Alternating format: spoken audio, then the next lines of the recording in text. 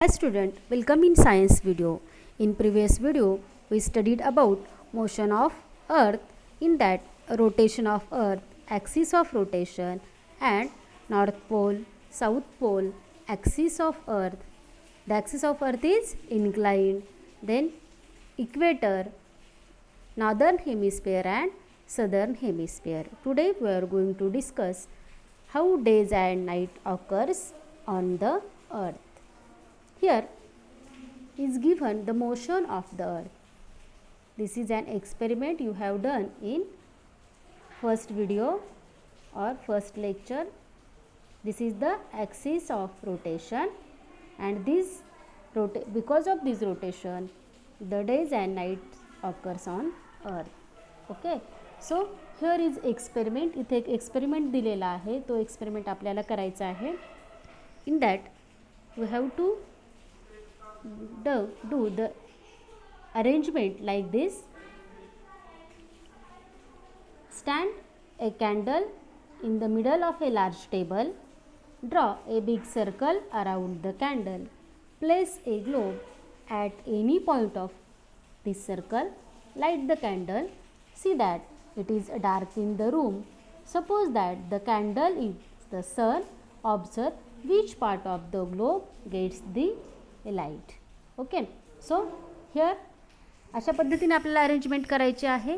आणि हा जो एक्सपेरिमेंट आहे तो आपल्याला अंधाऱ्या रूममध्ये करायचा आहे की जिथे सूर्यप्रकाश किंवा लाईट पोहोचणार नाही आहे.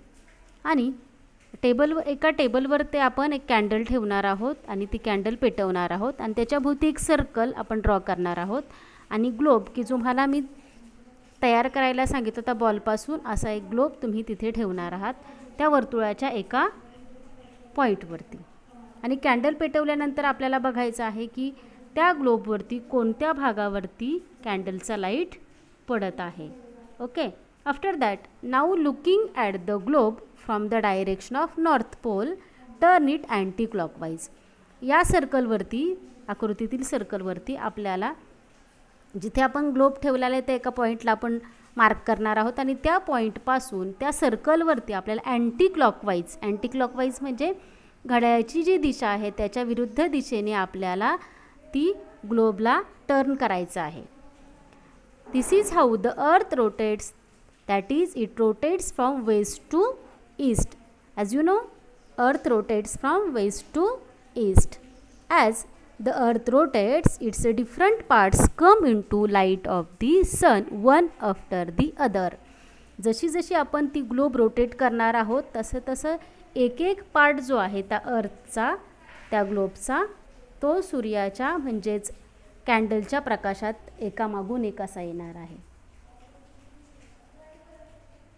म्हणजे आपण इथे बघू शकतो बघा, तिकडे असा लाईट दिसत आहे आकृतीमध्ये आणि ग्लोब फिरत आहे. तर त्या ग्लोबवरती आपल्याला काही भाग हा प्रकाशित आणि काही अप्रकाशित असा दिसतो अशा पद्धतीने. मग ज्या भागामध्ये प्रकाश पोहोचत आहे म्हणजेच काय, त्या भागामध्ये सूर्याची प्रकाश आणि उष्णता ते कालावधीपर्यंत राहणार आहे. म्हणजेच त्या भागामध्ये काय असणार, दिवस असणार. आणि ज्या भागामध्ये प्रकाश पोहोचत नाही, लाईट पोहोचत नाही, अशा भागामध्ये त्यावेळी रात्र असेल. आकृतीमध्ये बघू शकतो आपण डे अँड नाईट. आता ग्लोबवरती आपल्याला दिसत आहे की काही भागामध्ये प्रकाश आहे आणि त्याच्या विरुद्ध दिशेला प्रकाश नाही आहेच. म्हणजेच आपण त्याला जिथे प्रकाश आहे तिथे काय म्हणणार, सनराईज मीन्स सूर्योदय झालेला असा आहे असं आपण म्हणतो. आणि त्याच्या विरुद्ध दिशेला जिथे प्रकाश पोहोचत नाही आहे, जो भाग प्रकाशमान नाही, तिथे काय असणार आहे, सूर्यास्त. म्हणजे डे आणि नाईट किंवा सूर्योदय आणि सूर्यास्त आपण ह्या एक्सपेरिमेंटच्या मदतीने बघू शकतो. आता हाच एक्सपेरिमेंट आपल्याला पुढे कंटिन्यू करायचा आहे. आता इथे ग्लोब बघू शकतो आपण. या ग्लोबवरती एका ठिकाणी आपण रेड कलरचं स्पॉट तयार केलं, तिथे आपण रेड बिंदीसुद्धा चिकटवू शकतो. Stick A red bindi on the globe, set up them previous model of the globe and the candle. आता आपलं जे प्रिव्हियस मॉडेल आत्ता जे आपण पाहिलं त्याच्यामध्येच आपल्याला हा एक्सपेरिमेंट कंटिन्यू करायचा आहे. Turn the globe anti clockwise. आणि आता जो ग्लोब आहे तो पुन्हा अँटी क्लॉकवाईज आपण फिरवणार आहोत. आणि नोट, आता काय नोट करायचं आपल्याला, त्या बिंदीवरती, त्या रेड बिंदीवरती सनराईज, नून अँड सनसेट हे कोणकोणत्या वेळेला होतात हे आपल्याला बघायचं आहे. After one sunrise note when the next one occurs at the bindi. तुम्ही रोटेट करत असताना एका सनराईज म्हणजे त्या बिंदीवरती एकदा सनराईज झाल्यानंतर पुन्हा सनराईज होईपर्यंत किती वेळ लागतो हे आपल्याला ऑब्झर्व करायचं आहे. You will see that this happens Wien the earth completes one rotation. मग आता त्या बिंदीवरती सनराईज झाल्यानंतर पुन्हा सनराईज होईपर्यंत आपल्या असं लक्षात येईल की आपल्याला त्या अर्थचा ग्लोबचं एक रोटेशन पूर्ण झालेला आहे. That is when it makes one complete turn around itself. जेव्हा त्या ग्लोबचा एक टर्न पूर्णपणे झालेला असेल त्यावेळी ती बिंदी त्या एका पॉईंटपासून दुसऱ्या पॉईंटपर्यंत पूर्ण एक सर्कल झालेला असेल. मग this period of time that earth takes to complete one rotation is called a day. अशा पद्धतीने एक रोटेशन ज्यावेळी पूर्ण होतं अर्थचं त्यावेळी आपण एक दिवस पूर्ण झाला असे म्हणतो. म्हणजेच डेफिनेशन कशी लिहू शकतो आपण, the period of time that earth takes to complete one rotation is called a day. A day has two parts आणि त्या डेमध्ये सुद्धा दोन पार्ट्स केलेले आहेत. एक आहे day time and second is night time. दिवसाचा कालावधी आणि रात्रीचा कालावधी किंवा सिम्पली आपण त्याला काय म्हणू शकतो, डे अँड नाईट. आता ह्या डेचं आपल्याला त्याचं आपण 22 पार्ट्समध्ये कन्वर्ट केलं की डिवाईड केलेलं आहे. For the purpose of measuring time आपल्या टाईम मोजण्यासाठी आपण त्याचे 24 पार्ट्स केले आणि त्या 24 पार्टमधील वन जो पार्ट आहे सिंगल त्याला आपण हवर म्हणजेच तासाचे म्हणतो. त्यानंतर move the globe along the circle on the table. As you do this keep rotating the globe. Ensure that the axis does not change it's orientation. तुम्हाला माहिती आहे ॲक्सिसचं ओरिएंटेशन आपल्याला चेंज करायचं नाही. ज्या पद्धतीने आपण रोटेट केलं त्याच पद्धतीने आपण रोटेट करणार आहोत. अशा ह्या एक्सपेरिमेंटच्या मदतीने आपल्या असं लक्षात येतं how days and night take place on earth and rotation is responsible for to have day and night on the earth. Okay, day and night लक्षात आल्यानंतर आपण बघूयात how year take place on the अर्थ.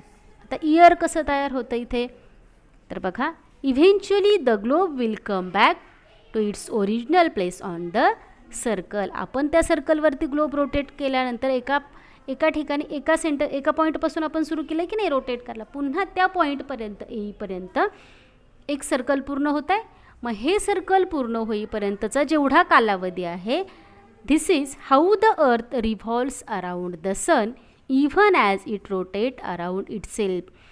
पृथ्वी ही स्वतःभोवती फिरता फिरता सूर्याभोवती पूर्ण एक फेरी पूर्ण करते. ती जी एक फेरी पूर्ण करण्यासाठी जेवढा कालावधी लागतो त्या कालावधीला आपण इयर म्हणजे वर्ष असे म्हणतो. The period of time the earth takes to complete one revolution around the sun is called 1 year. म्हणजे सूर्याच्या भोवती एक फेरी पूर्ण करण्यासाठी पृथ्वीला जेवढा कालावधी लागतो तेवढा कालावधी म्हणजे 1 वर्ष. मग किती कालावधी लागतो, there are about 365 days and 6 hours in year. मग एका वर्षामध्ये किती दिवस असतात, 365 दिवस आणि 6 तास असतात. म्हणजे आपलं जे वर्ष आहे ते 365 आणि 6 तासांचं वर्ष असतं. After that you have to study the leap year. आपल्याला लीप इयर शिकायचं आहे. लीप इयर कशाला म्हणायचं त्याच्यासाठी आपल्याला हे कॅलेंडर माहीत असावं, ग्रेगरियन कॅलेंडर. हे तुमच्यासमोर आहे ते आहे ग्रेगरियन कॅलेंडर आणि आपण जे नेहमी वापरतो ते आपल्याकडे नेहमी असतं ते एक कॅलेंडर. तर आता बघूयात आपण बघा, in the Gregorian calendar the year is taken to have 365 days. Gregorian कॅलेंडरमध्ये किती डेज आहेत, 365. आणि आपण इयर कसं काउंट करतो आहे, 365 days and 6 hours. Okay, it means that it counts 6 hours less every year. मग आपल्या इयरनुसार ग्रेगरियन कॅलेंडरमध्ये किती तास कमी पडतात, 6 तास कमी होतात. मग 6 तास आणि हे जर आपण 4 वर्षांचं काउंट केलं तर बघा 6 चोक 24 म्हणजे 24 तास इथे कमी पडतात आणि 24 तासाचा काय होतो एक दिवस. मग आता हा जो दिवस भरून काढायचा आहे कॅलेंडरमध्ये तर काय करावं लागतं, to make up this lost one day the month of February in Gregorian calendar has an extra day every 4th year. मग ग्रेगरियन कॅलेंडरमध्ये हा जो 24 हवर्स आपल्याला भरून काढायचे आहे तर मग काय केलं जातं त्यामध्ये, तर दर 4 वर्षाने म्हणजे 4थ्या वर्षी क्रमाने येणाऱ्या 4थ्या वर्षी एक दिवस हा जादाचा पकडला जातो. मग जादाचा दिवस म्हटल्यावर एक दिवस वाढला म्हणजे तो वर्ष कितीचा होता 366 डेज. म्हणजे हे जे 24 तास आहेत एक्स्ट्राचे ते कव्हर करण्यासाठी दर 4थ्या वर्षी ते जे वर्ष असतं ते 366 दिवसांचं असतं. मग आता हा एक दिवस कुठे भरला जातो तर त्या 4थ्या वर्षी फेब्रुवारी महिन्यात 28 दिवसाच्या ऐवजी 29 दिवस असतात. Okay, that year is called leap year. मग त्या वर्षाला लीप इयर असे म्हणतात. मग लीप लीप इयरला आपण जर बघू शकतो तर फेब्रुवारी महिन्यात 28 ऐवजी 29 दिवस असतात आणि त्या वर्षाला लीप इयर असं म्हणतात. आता मग तुम्ही असे लीप इयर शोधून काढू शकता आणि त्याची लिस्ट बनवू शकता. तर अशा पद्धतीने आपण आजच्या व्हिडिओमध्ये दिवस रात्र, सूर्योदय सूर्यास्त, त्याच्यानंतर इयर, ए डे आणि how many days and hours are in year हे आपण शिकलेलो आहोत. धन्यवाद.